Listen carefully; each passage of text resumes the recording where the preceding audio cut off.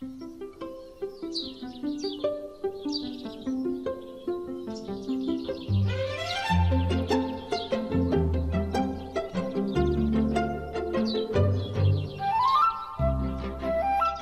il-kappella dedikata lil San San Ċir tmur lura għal nofs is-seklu 15.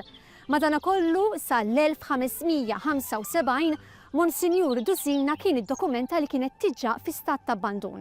Matul is-snin inbidel l-użu tagħha kif ħareġ mid-dokumentazzjoni mir-riċerka li għamlet il-kollega tagħna l-Perit Nadia Martinelli.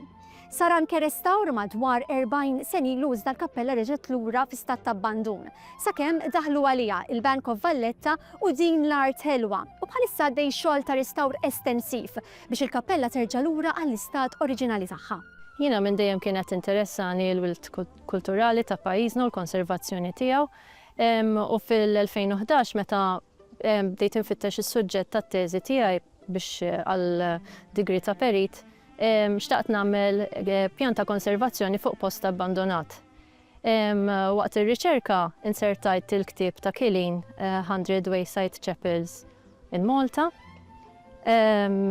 u sibt propju din il-kappella u r-referenza għalija kemm kienet fi stat ta' abbandun.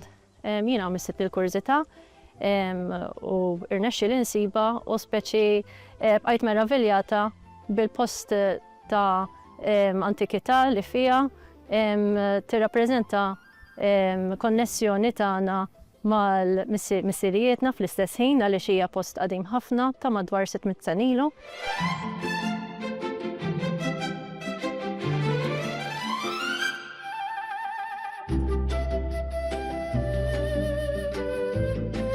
Ktibt pjan ta' konservazzjoni għaliha u fil-proċess kellimt ħafna nies fosthom lil din l-Art Ħelwa sabiex joħduha taħt il-protezzjoni tagħhom.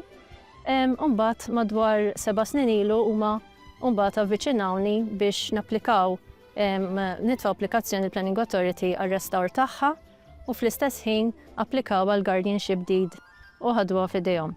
U b'hekk speċi kelli x-xorti li nieħu ħsieb dan il-proġett.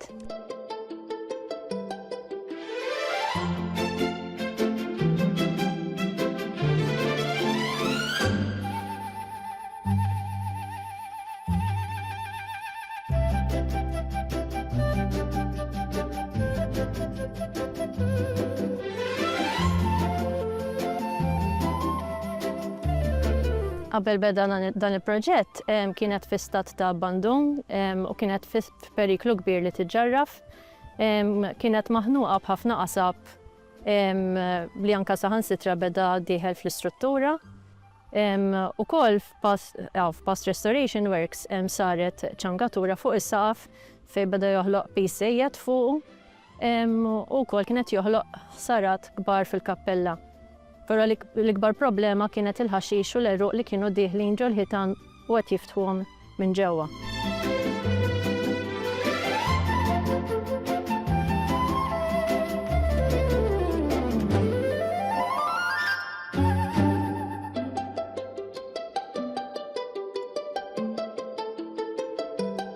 U ta' sodisfazzjon kbir ovvjament għalija u speċi li għandi x-xorti nħossib dan il-proġett. U nixtieq nirringrazzja ħafna lill Bank of Valletta li għaraf l-uniċità ta' din il-kappella u l-valur storiku tagħha u li bekk aħna mbagħad inkunu nistgħu ngħadduha lill-ġenerazzjonijiet futuri.